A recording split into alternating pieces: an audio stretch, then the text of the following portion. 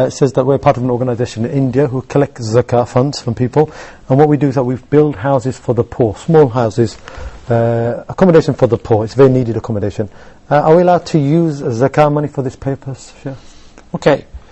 First of all, I would like to alert the organizations which are collecting the zakah for two things. The first is that whenever you collect the zakah, it must be distributed once it is due. So if somebody drops his zakah money and says, well, my zakah is due today, then you're allowed just a few days to distribute it.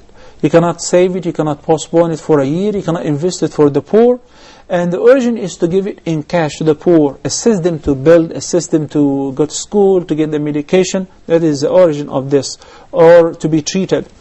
But the most important thing which I wanted to bring to the attention of the viewers, that most organizations do not pay attention to that. They just collect the zakah and it's accumulated for not just a year, for years. Yeah. But once it is due, there is one poor right there is waiting for it.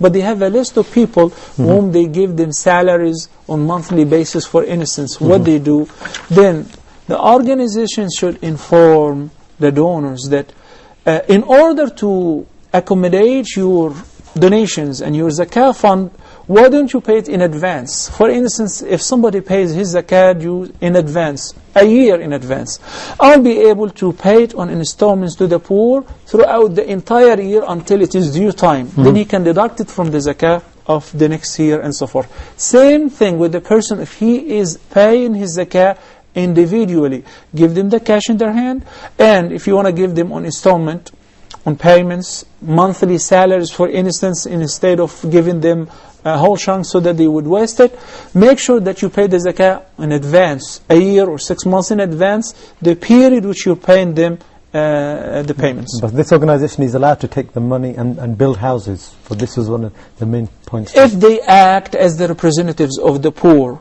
so they give them shelters, that's permissible. Jazakallah khair.